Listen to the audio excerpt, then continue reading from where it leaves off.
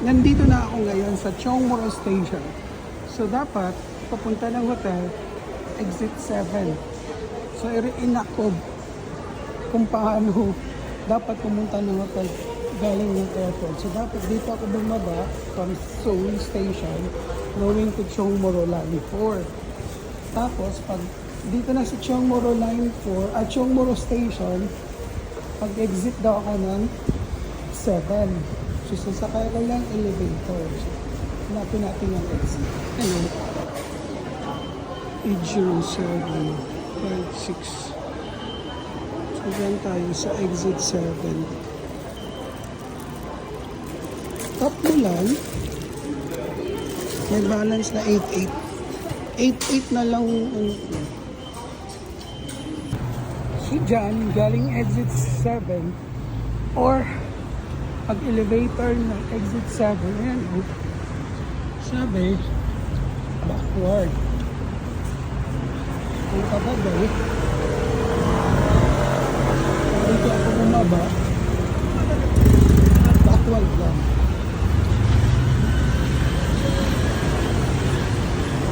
Lakad konti, tapos pag makita yung labas dyan, turn left. Ayan, sabi doon sa instruction. Ayan, ito yung papas dyan. Galing doon sa exit 7 subway. Pinaba pala ako doon ng bus kagabi, doon sa next stop. Hindi dito sa Chongmoro. Kaya litong-lito ako. Tapos, from here, papas dyan. Pagle-left ka dito. Ayan. Tapos, sabi, may parking daw. Ayan yung parking. Tapos, after parking, turn left. Yun yung sabi. So dito, turn left. Ayan, dito.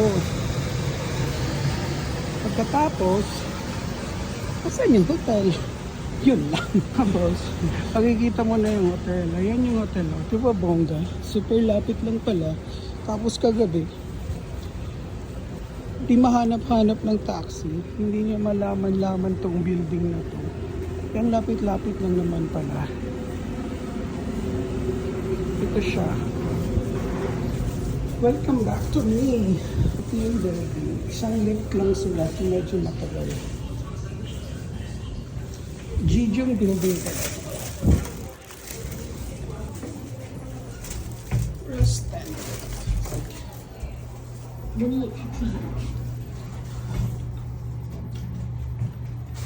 Yung 8th floor Blue Hotel, yung 9th floor Ivory Hotel, yung 10th floor Golden Hotel. Pero yung binook ko, Ivory Hotel, kaso napunta ako sa Golden Hotel.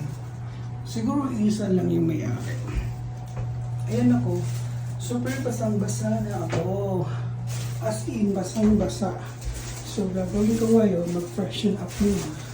Tapos kakain siguro. Or hindi na, yung chicken na lang yung kakainin ko. So ito yung reception.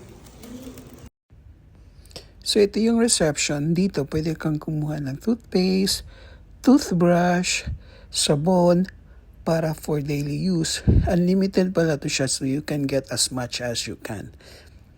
Tapos may towels din sila. Free din. Yung towels nila is hand towels lang so you can take as much as you want din.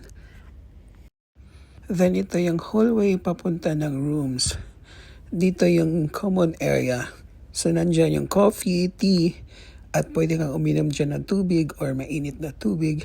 Tapos yung mga used towels mo, may laundry bag dyan na pwede mo siyang doon i-drop. Tapos ito yung laundry room. Meron pala silang laundry room where you can wash your clothes if wala ka ng damit. But it's not applicable to us kasi marami tayong bit-bit na damit from Abu Dhabi.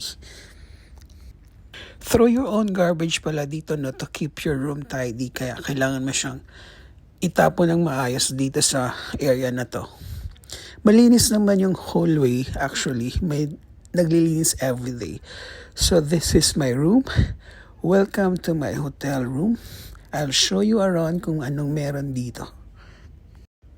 Pagpasok mo pala, makikita mo na yung sabitan ng damit. Ayan. Tapos, yan yung bed. May TV na rin siya. Yan yung bed. Good for two. Tapos ito yung CR. Malit lang yung CR at may shower din dyan. Then may mini ref din at may water siya na free. Then may blower, may tissue and everything.